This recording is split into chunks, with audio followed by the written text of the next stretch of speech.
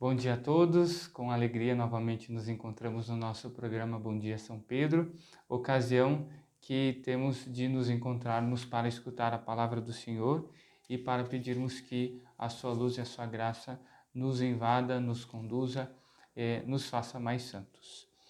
Nós queremos nos colocar na presença do Senhor e pedir então que a sua palavra penetre os nossos ouvidos e os nossos corações. Hoje nós vamos refletir um pouco sobre a primeira leitura da missa, não será sobre o Evangelho.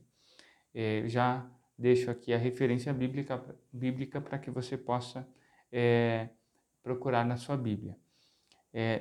Filipenses, carta de São Paulo aos Filipenses, capítulo 3, versículos 3 a 8. Filipenses 3, versículos 3 a 8. Coloquemo-nos na presença do Senhor, invocando o seu Santo Espírito. Em nome do Pai, do Filho e do Espírito Santo. Amém. Vinde, Espírito Santo, enchei os corações dos vossos fiéis e acendei neles o fogo do vosso amor. Enviai o vosso Espírito e tudo será criado, e renovareis a face da terra. Oremos. Ó Deus, que instruístes os corações dos vossos fiéis com a luz do Espírito Santo, fazei que apreciemos retamente todas as coisas, segundo o mesmo Espírito, e gozemos sempre de sua consolação. Por Cristo, Senhor nosso. Amém. Leitura da carta de São Paulo aos Filipenses. Nós é que somos da circuncisão, nós que pelo Espírito de Deus lhe prestamos culto e nos gloriamos em Cristo Jesus, sem confiarmos na carne, se bem que eu tenha motivo de confiar também na carne.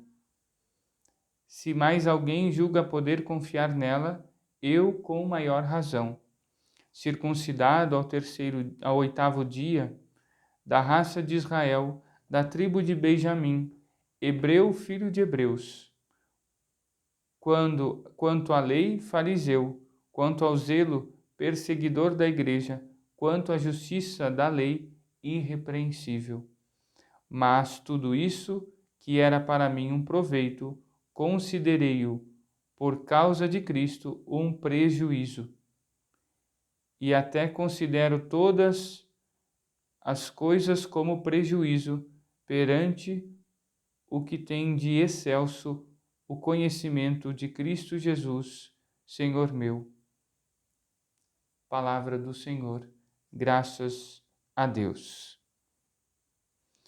Amados irmãos e irmãs, escolhi a primeira leitura hoje porque São Paulo nos dá a ocasião de compreendermos algumas coisas bem importantes. Mas entendamos primeiro o contexto da leitura que nós acabamos de ouvir.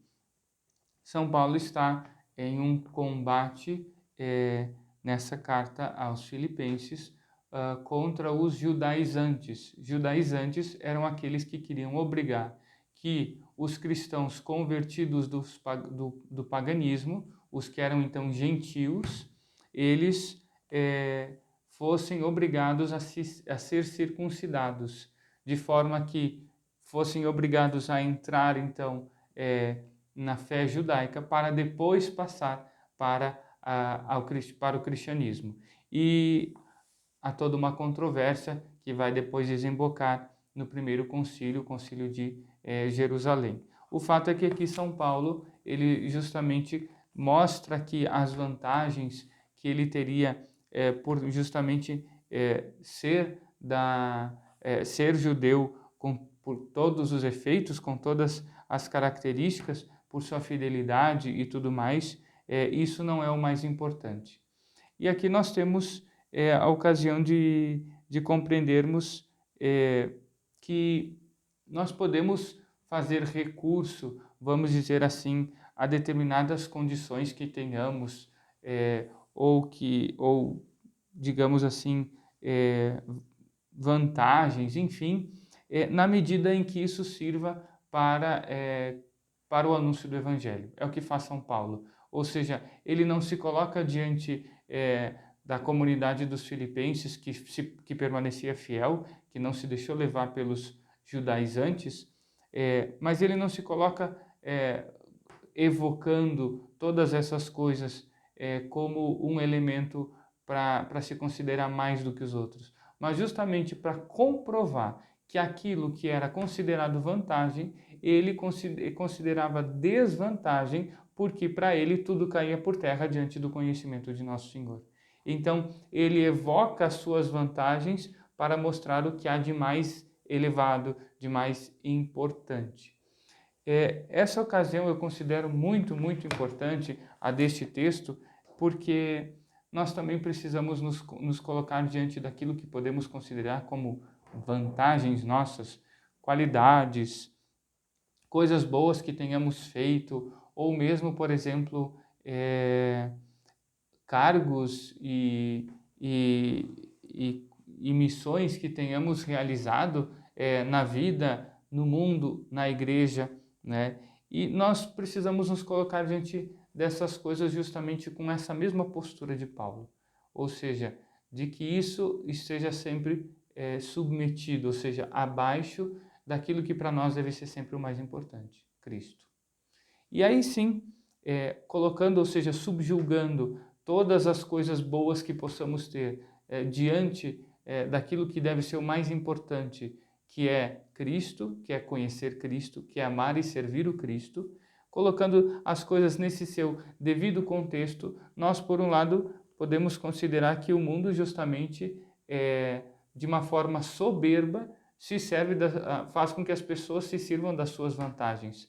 Elas querem ser conhecidas, vamos dizer assim, pelos prestígios que podem ter alcançado, ou querem como que impor a sua força por alguma coisa que tenham feito, quase que como que cobrando pelo bem que tenham feito em determinadas circunstâncias e assim por diante.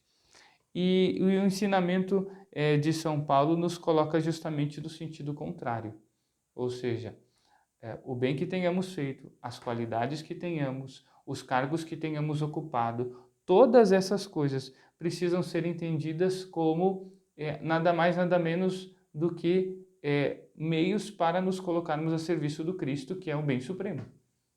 Meios para conhecermos o Cristo, para fazermos a vontade de Deus, para servirmos os irmãos e assim por diante. E essa reflexão, então, nós a podemos aprofundar ainda da seguinte forma, considerando que quando nós não recebemos, vamos dizer assim, algum reconhecimento ou não somos devidamente tratados em decorrência das coisas boas que tenhamos feito, muitas vezes nós podemos entender isso até como uma graça de Deus. Graça de Deus na medida em que o Senhor nos coloca numa posição de humildade. Por quê? Porque o bem que fizemos, as qualidades que temos, que não são nossas, mas vêm de Deus, tudo isso, amados irmãos e irmãs, só é bem vivido e exercido na medida em que é feito com humildade. Humildade faz com que o bem feito, a qualidade colocada a serviço dos irmãos, uma vez que isso acontece, já não nos pertence mais. Pertence ao Cristo para que ele se sirva disso como lhe parecer melhor. Então, não é que aqui nós vamos, vamos dizer assim, nos reduzir, né? Ou seja, achar que nós não prestamos para nada. Não, amados irmãos e irmãs, muito pelo contrário. Nos alegramos com tudo aquilo que recebemos de Deus, mas reconhecemos que vem de Deus. Né? Reconhecemos que é a obra de Deus, é a obra da graça de Deus que nos faz poder fazer o bem, né? E, portanto, essa atitude nos coloca nessa situação de um realismo humilde que nos faz evitar a soberba que faz com que nós queiramos possuir as pessoas ou os bens que nós podemos, então, alcançar através das nossas atitudes ou das nossas qualidades. E mais profundamente ainda, amados irmãos e irmãs, entender que o terreno propício para colocar, para plantar o bem feito, a qualidade ou as virtudes ou os talentos exercidos, praticados, aplicados, o terreno propício para tudo isso é o silêncio.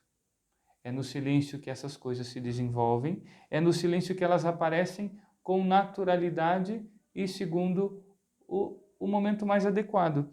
E elas frutificam assim no tempo oportuno, no tempo certo. E Deus sabe se servir disso tudo com maestria, amados irmãos e irmãs. E uma outra questão ainda que eu considero um pouco ainda mais profunda, a partir dessa compreensão, ou seja, não somos nossas qualidades, não somos o bem que tenhamos feito, nós somos convidados a entender que o que somos, somos por misericórdia de Deus. Tudo dele recebemos e a ele devemos orientar e dirigir, certos de que o Senhor, na sua infinita e superior sabedoria, saberá tirar o melhor proveito do bem que tivermos feito, no tempo certo, tanto para nós quanto para os outros. Por fim, peçamos então ao Senhor que nos dê a graça de compreendermos essa vantagem suprema. Quando nós entendemos o bem que é a ciência, o conhecimento de Cristo, o bem que é poder entender realmente o amor dele por nós, as outras coisas, elas não entram em concorrência com isso. E muito pelo contrário, favorecem ou deveriam favorecer esse conhecimento. Nós conhecemos mais a Cristo quando, como Ele, nos tornamos servos. Nós conhecemos mais a Cristo quando silenciamos, quem sabe, as nossas grandes virtudes e qualidades para não intimidarmos, por exemplo, os nossos irmãos, né, ou não humilharmos os nossos irmãos, enfim, e de outras tantas formas. Esse é o ponto e o critério, né? A vantagem suprema é conhecer a Cristo. No final das contas, é o que importa. É o que faz a vida valer a pena, é o que faz a nossa vida estar no rumo certo. Peçamos ao Senhor, então, esta graça, que Ele nos ajude a encontrar a alegria de sermos gratuitos no bem que fazemos e no serviço que prestamos. Louvado seja nosso Senhor Jesus Cristo. Para sempre seja louvado. Como de costume, amados irmãos e irmãs, nessa segunda parte do nosso programa, dessa nossa conversa, nós saudamos e bendizemos a Deus pelos nossos irmãos e irmãs que hoje celebram o dom de sua vida. Saudamos a todos e a cada um, nossos irmãos paroquianos que hoje então precisam justamente maravilhar-se com a bondade de Deus, que os quis e os amou desde sempre e lhes concedeu este dom precioso que é o dom da vida. Estão então de aniversário hoje Adevino Catucci, Amanda Krupp Grade, Andréia Patrícia da Silva, Bianca Borges, Bruna Lopes, Brian do Amaral, Jennifer de Almeida Padilha, Eduardo Lernen Arinhardt, Euclides Mazotti, Fabiola da Silva, Juliano Tissot, Gustavo Tissot, Jéssica Pereira, Lucas Moresco, Luiz Paricente, Margarida Berti, Maria Munareto, Marilene Mazotti, Michele Esteias, Neide Lazarete, Neide Helena, Paulo Ferreira da Silva,